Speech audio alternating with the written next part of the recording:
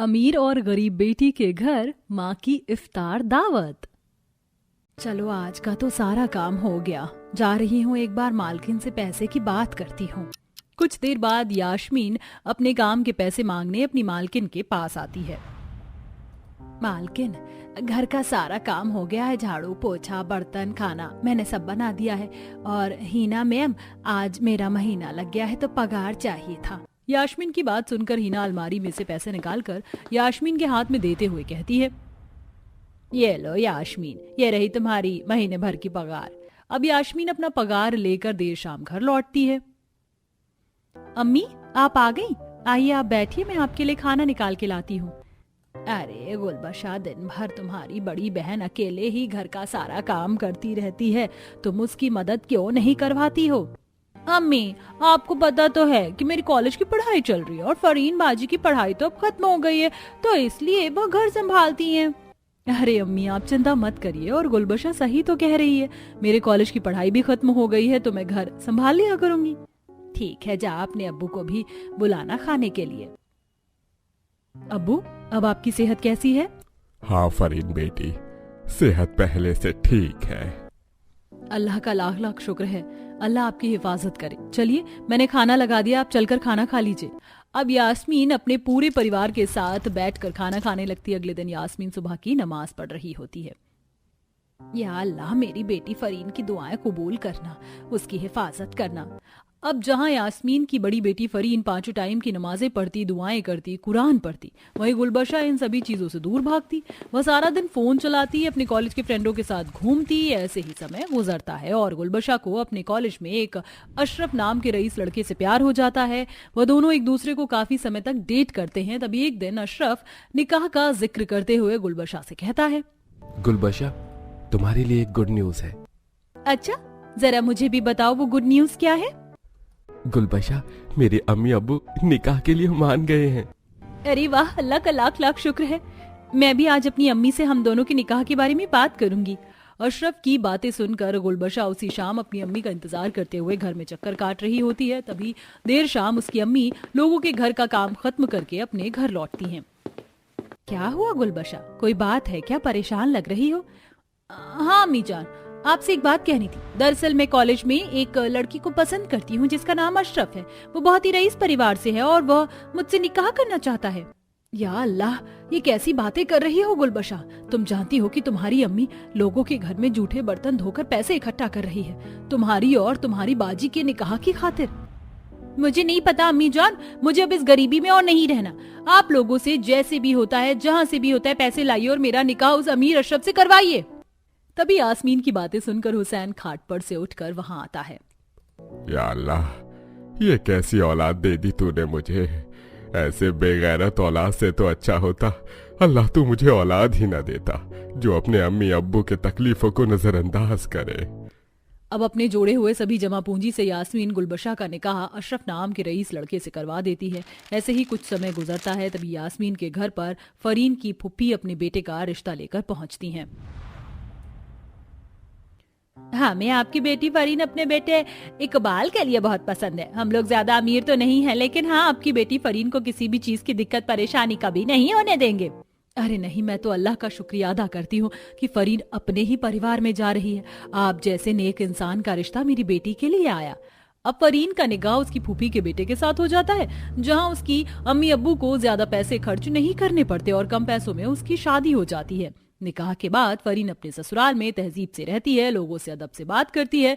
वहीं दूसरी तरफ गुलबशा अपने रईस ससुराल में दिन भर फोन चलाती है, घर का एक भी काम नहीं करती, जिस वजह से उसकी सास नाजिया बहुत ज्यादा परेशान रहने लगी थी। तभी एक रोज नाजिया दोपहर में जुहर की नमाज पढ़ रही होती है, जहां गुलबशा सोफे पर बैठकर फोन में तेज तेज आवाज में रील देख रही होती है। कुछ देर बाद नाजिया दुआ पढ़कर खड़ी होती है और अपनी बहू गुलबशा पर भड़कते हुए कहती है, अरे कैसी लड़की हो तुम, इस्लाम धर्म की जरा भी इज्जत नहीं करती हो।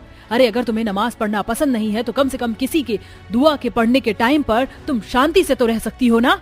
नमाज के समय पर सर पर कपड़ा रखती हो, ना नमाज पढ़ती हो। पता नहीं क्या देख के अशरफ ने तुमसे निकाह किया। अरे क्या है अम्मी जान, बिना मतलब में ही मुझ पर भड़कती जा रही हो। अरे ये सब तो मैंने निकाह से पहले नहीं किया, तो निकाह के बाद क्या करूंगी?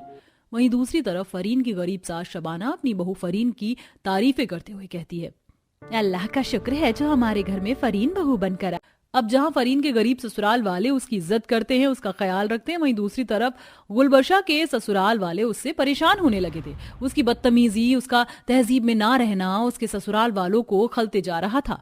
अब ऐसे ही कुछ समय गुजरता है और यास्मीन अपने दोनों बेटी को याद करते हुए अपने पति हुसैन से कहती है, सुनिए, रमजान का महीना शुरू होने वाला और हमारी दोनों ही बेटी का उनके ससुराल में पहला रमजान है।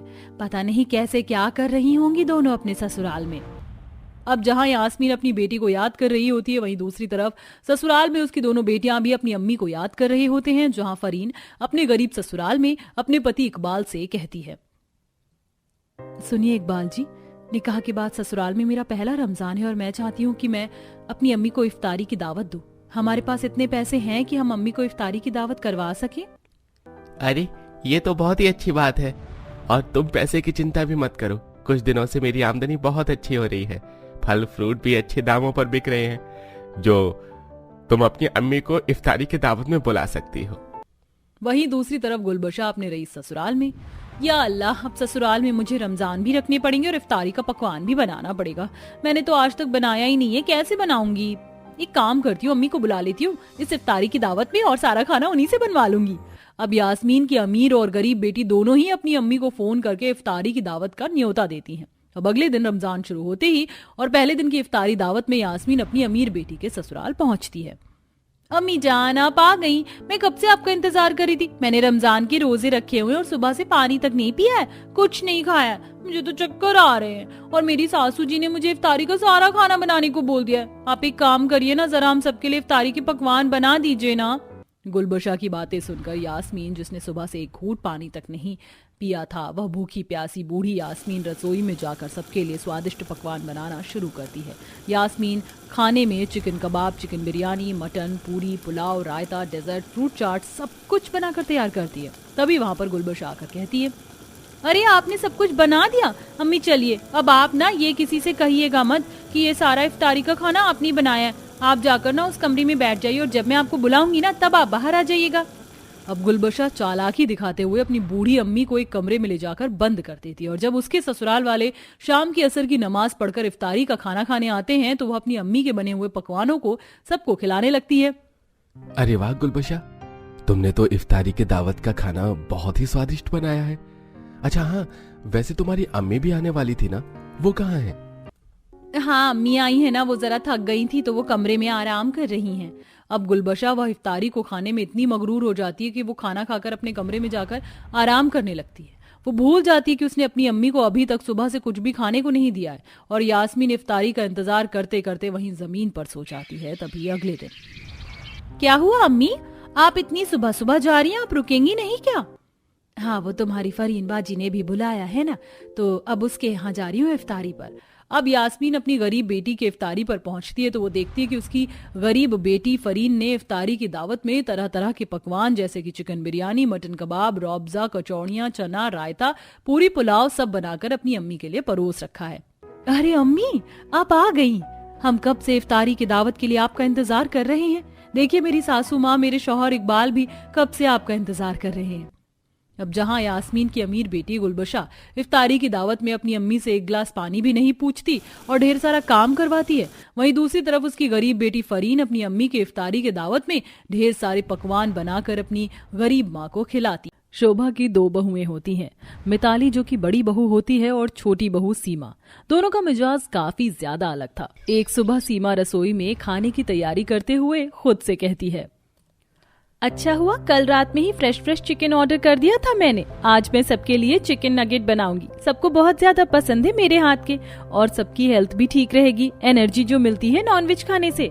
सीमा रसोई में खाने की तैयारी करने लगती है कि तभी वहाँ उसकी जेठानी मिताली ताजा पनीर लेकर आती है और कहती है, ये क्या है सीमा, तुमने आज भी रसोई में नॉनवेज बनाना शुरू कर दिया। अरे मैं पनीर लेकर आई हूँ, आज हम पनीर पराठा और साथ में पालक पनीर बना रहे थे ना।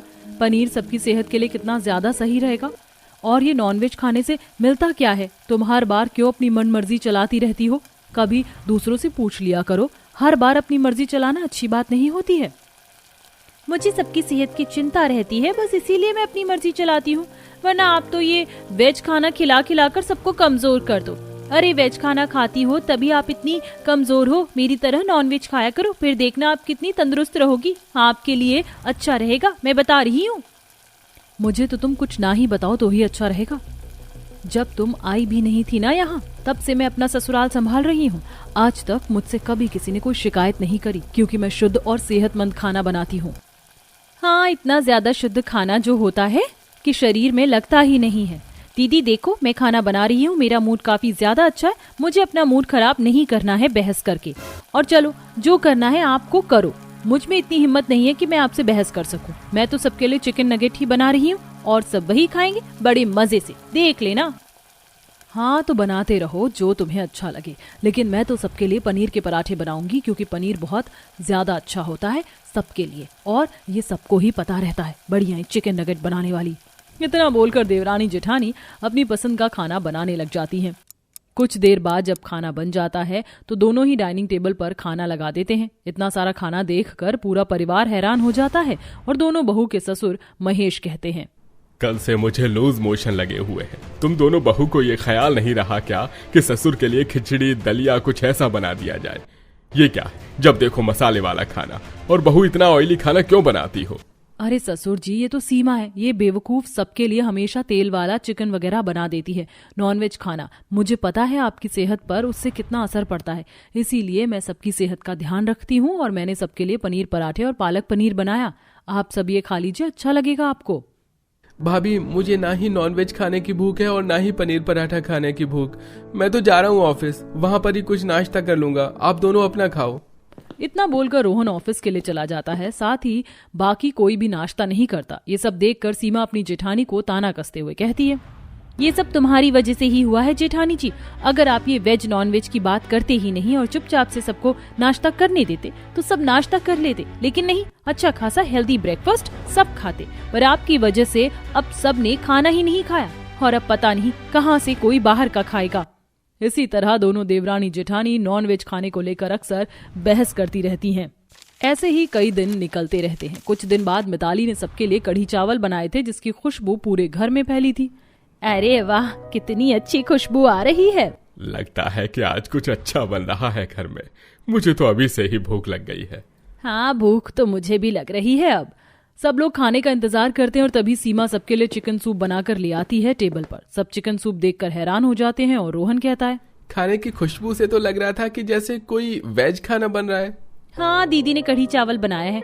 कढ़ी चावल खाओगे तो गैस बन जाएगी, इसलिए मैंने फटाफट से सबके लिए चिकन सूप बना दिया। आज रात के लिए सोच रही हूँ मछली बना लूं। मछली हमारी आंखों के लिए और हमारे बाल के लिए काफी अच्छी रहती है ना। तुम्हें नहीं लगता सीमा तुम्हारा नॉनवेज ज्यादा ही हो रहा है? अरे मैं तुम्हें कुछ बोल नहीं रही हूँ तो तुम इस बात का और कितना फायदा उठाओगी? कल ही तुमने सबके लिए मछली बनाई थी। हाँ सीमा बहू, मिताली बिल्कुल सही कह रही है। मुझे नहीं खाने का मन है ये मछली, मैं तो कढ़ी चावल ही खाऊंगी और बाकी जिसका जो मन है वो खा ले। मैं भी कढ़ी चावल ही खाऊंगा। नहीं, मैं सबके लिए मछली बनाने जा रही हूँ और सबको मछली खानी ही पड़ेगी। मैं सबकी सेहत पर इतना ध्यान दे रही हूँ, इसलिए मैं जेठानी जी का बनाया खाना तो किसी को नहीं खाने दूंगी। ठीक है, फिर अगर ऐसी ही बात है तो अब मैं भी देखती हूँ कि तुम मुझे कैसे रोकती हो। अरे बस करो तुम दोनों, हम सब लोग दोनों का बनाया हुआ थोड़ा थोड़ा खा लेंगे। शोभा अपनी दोनों बहुओं का ही दिल रखती है। ऐसे ही कुछ दिनों बाद घर में फंक्शन होने वाला था, इसीलिए उसकी सास उनसे कहती है, बहू आज शाम को हमारे घर में फंक्शन है, तुम दोनों ऐसी कोई गलती मत करना जिससे सबके सामने मेरी नाक कटे। वेज नॉन वेज को लेकर किसी ने कुछ बोल दिया ना किसी को भी, तो मुझसे बुरा कोई नहीं होगा। शोभा अपनी बहू को समझाकर वहां से चली जाती है, लेकिन शोभा की बहुएं भी तो थीं सास से 4 कदम आगे ही। वो कहाँ ही अपनी सास की बात से इत्तेफाक रखती हैं। शाम के समय घर में फंक्शन होता है, दोनों बहुएं वेज और नॉन वेज खाना बनाती हैं। पार्टी में सब लोग आ जाते हैं। तभी मिताली पनीर टिक्का लेकर पड़ोसन उर्मिला देवी के पास जाती है और उसे खिलाते हुए कहती है, अरे उर्मिला आंटी, आपने पनीर टिक्का नहीं खाया ना? ये खाओ, बहुत ही अच्छा बना है और मैंने बनाया है, ये शुद्ध और साफ भी है। ये लो खाकर बताओ कैसा बना है। अरे वाह बहू, ये तो वाकई में बहुत ही स्वाद बना है, मेरे लिए एक और प्लेट ले आ। आंटी जी आप टेंशन क्यों ले रही हो? अरे आप रज रज के खाओ और अपने घर भी लेकर जाना, मैं पैक कर दूंगी, बहुत बनाया है मैंने। मिताली और उर्मिला को बात करते हुए देखकर सीमा खुद से कहती है, ये जेठानी जी ने खुद को समझ क्या रखा है? जब देखो हर किसी को वेज खाना ही खिलाती रहती है। कभी कभी तो लगता है कि जेठानी जी मुझे ही जलाने के लिए ये सब करती हैं। सीमा का मुंह बन जाता है और वो भी एक प्लेट में मटन लेकर जाती है और जबरदस्ती उर्मिला को खिलाने लगती है। अरे आंटी जी खाओ ना, आप जेठानी जी का पनीर टिक्का तो बड़ी मजे से खा रही थी। अब मैं बढ़िया चीज खिला रही हूँ तो आप उसमें नखरे दिखा रही हो। सीमा ये क्या कर रही हो? अरे उर्मिला आंटी नॉन। आप तो चुप ही रहो जेठानी जी, जब तक कोई आपका वेज खाए तो सब ठीक होता है।